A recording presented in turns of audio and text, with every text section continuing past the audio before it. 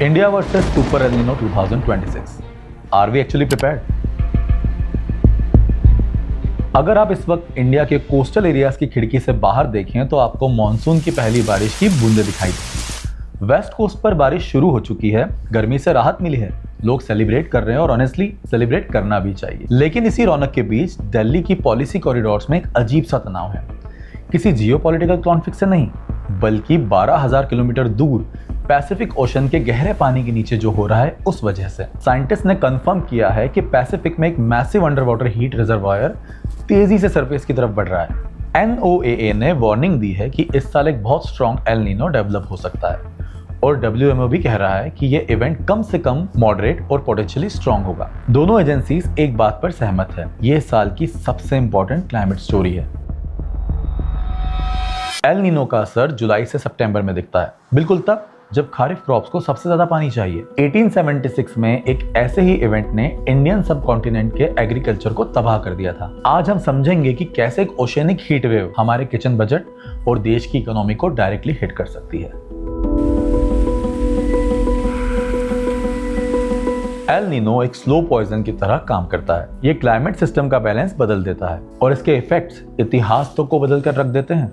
1997 में record breaking El Nino ने Indonesia में बारिश रोक दी। सूखी जमीन पर जंगलों में कई महीनों के लिए आग भड़क उठी और ऑलरेडी एशियन फाइनेंशियल क्राइसिस में डूबे एक देश की फूड प्राइसेस आसमान पर पहुंच गई। जकार्ता में राइट्स हुए।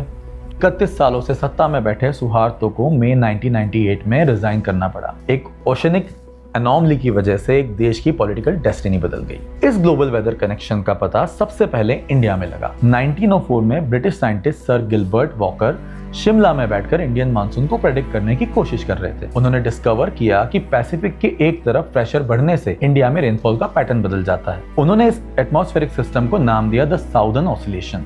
डेकेड्स बाद साइंटिस्ट ने इसे पैसिफिक की सरफेस वार्मिंग से जोड़ा और तब पूरा system ENSO El Nino southern oscillation कहलाया। शिमला में की गई एक साइंटिस्ट की मेहनत आज पूरी दुनिया के क्लाइमेट साइंस की नींव बन गई।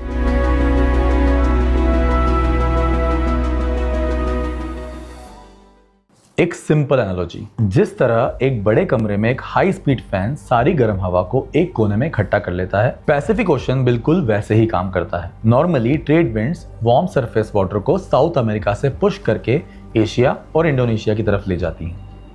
वहां वार्म वाटर पूल बनता है, इवेपोरेशन होता है, क्लाउड्स बनते हैं, इंडिया और साउथ ईस्ट एशिया को बेहतरीन मानसून मिलता है।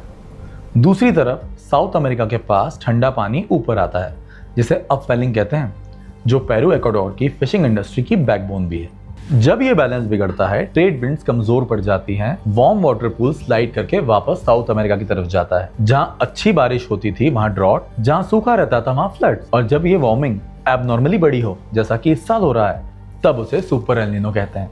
ग्लोबल वार्मिंग ने ओशंस को पहले से ही इतना गर्म कर दिया है कि इस बार का हीट रिजर्वायर एक एक्सप्लोजिव फ्यूल की तरह काम कर रहा है और वो फ्यूल अब सरफेस पर आ रहा है।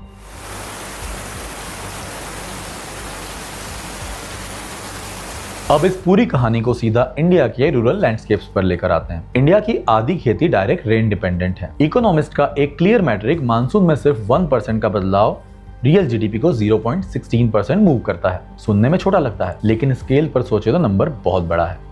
IMD ने अप्रैल में 92% LPA का फोरकास्ट दिया था, लेकिन मई 29 को IMD ने रिवाइज किया। अब 90% LPA और डेफिशिएंट सीजन की प्रोबेबिलिटी 60% तक पहुंच गई है। ओवरऑल मिनिमम रेनफॉल की कंबाइंड प्रोबेबिलिटी 84% है। ये सिर्फ एक नंबर नहीं, एक सीरियस वार्निंग है। ऊपर से 2026 का double whammy. Middle east conflict से फर्टिलाइजर प्राइसेस पहले से ऊपर है, फ्रेट कॉस्ट बढ़े हुए हैं, किसान का इनपुट कॉस्ट ऑलरेडी ज्यादा है और अब बारिश भी धोखा दे सकती है। अगर रूरल पैसा कम आया तो कंज्यूमर स्पेंडिंग भी गिरेगी और वो असर सिर्फ खेती तक नहीं, बाजारों तक भी पहुंचेगा।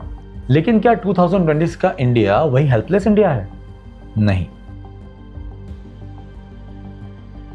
पहली शील्ड, रिजर्वॉयर्स। CWC के जून 2026 डाटा में 166 मेजर रिजर्वॉयर 28% कैपेसिटी पर है। पिछले साल से थोड़ा कम है, लेकिन 10 साल के नॉर्मल एवरेज से 16% ज्यादा है। रीजनेबल बफर है, आइडियल नहीं, बट इट्स समथिंग। दूसरी शील्ड, इरिगेशन। 1990 में सिर्फ 30% जमीन इरिगेटेड थी, मतलब बाकी 66% खेती पूरी तरह से बारिश पर डिपेंडेंट थी। आज 60% खेती ट्यूबवेल्स, कैनाल्स और ड्रिप सिस्टम से जुड़ी है। जब खेत मॉनसून पर डायरेक्टली डिपेंडेंट नहीं होते तो बादल थोड़ा धोखा दे भी दें तो फसल की कमर नहीं टूटती। प्रूफ 2023 का एल नीनो देखें, तब भी मॉनसून 6% डेफिसिट में था। हेडलाइंस ने डर का माहौल बनाया, लेकिन इंडिया की food grain production 332 million ton रही, पिछले साल से भी ज्यादा। एल नीनो मतलब ड्रॉट, ड्रॉट मतलब तबाही। ये लिंक्स इस बार टूट चुकी है। एक जमाना था जब इंडिया की जीडीपी और स्टॉक मार्केट सिर्फ इस बात पे डिपेंड करते थे कि मॉनसून कैसा है। वो इंडिया अब नहीं रहा। एग्रीकल्चर का जीडीपी में शेयर 1970 के 50% से गिरकर सिर्फ 14% है। सर्विस सेक्टर अकेला 56% जीवीए कंट्रोल करता है। इसका मतलब ये नहीं कि खेती इंपॉर्टेंट नहीं, खेती देश के आधे वर्कफोर्स की रोजी रोटी है। लेकिन मैक्रो इकोनॉमिकली एक वेदर शॉक अब पूरी इकोनॉमी की गाड़ी ट्रैक से नहीं उतार सकती। इन्फ्लेशन का डर जरूर है। आरबीआई का करंट सीपीआई प्रोजेक्शन 5.1% है और एल नीनो इसे और पुश कर सकता है। लेकिन यहाँ आता है एक सबसे under reported master stroke, India की नई CPI series base year 2024। Food and beverages का वेटेज 45.86% से घटाकर 36.75% हो गया है।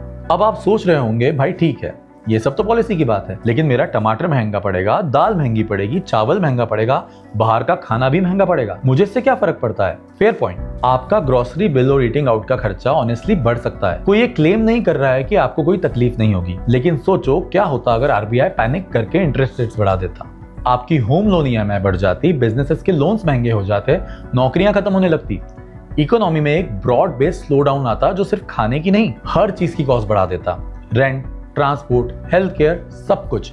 एक टमाटर महंगा होना बुरा नहीं है, पूरी इकोनॉमी का स्लो डाउन होना कहीं ज्यादा बुरा है। इस नई सीपीआई सीरीज की वजह से आरबीआई के पास अब वो रूम है कि वो सीजनल फूड प्राइसेस स्पाइक्स को इकोनॉमी वाइड पैनिक में कन्वर्ट ना होने दे, और यही असली शील्ड है।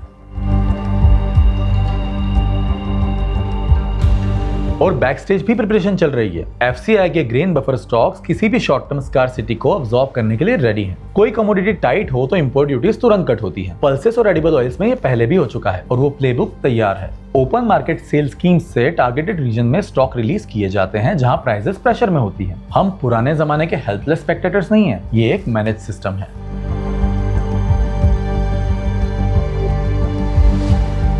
पैसिफिक में जो हीट पूल बन रहा है वो बिल्कुल रियल है। मल्टीपल ग्लोबल एजेंसीज एक बहुत स्ट्रॉन्ग एल नीनो की तरफ इशारा कर रही हैं और मौसम पहले से ज्यादा अनप्रेडिक्टेबल हो रहा है। एनवायरमेंट को लेकर सीरियस रहने की जरूरत अब ऑप्शनल नहीं है, लेकिन इंडिया की ग्राउंड रियलिटी पैनिक की जरूरत नहीं है, कंप्लेसेंसी की भी नहीं। रिजर्वॉयर 10 ईयर नॉर्मल से ऊपर है मगर पिछले साल से नीचे है। 84% प्रोबेबिलिटी है कि मॉनसून बिलो नॉर्मल या डेफिशिएंट रहेगा। ये सीरियस वार्निंग है। स्ट्रक्चरल शील्ड 60% इरिगेशन, एग्रीकल्चर का घटा हुआ जीडीपी शेयर और नई सीपीआई सीरीज रियल है, लेकिन परफेक्ट आर्मर कोई नहीं होता। 2002 या 2009 के इंडिया के मुकाबले हम क्लियरली बेहतर पोजीशन में हैं। 2026 का El Nino potentially historic scale का है और ईमानदारी यही है कि प्रिपेयर्डनेस की दाद देते हुए हम रिस्क को भी सीधा देखें। मौसम बदलेगा, चुनौतियां आएंगी, पर इस बार हम उनके सामने खड़े हैं, झुके नहीं। Securities markets are subject to market risk. Read all the related documents carefully before investing.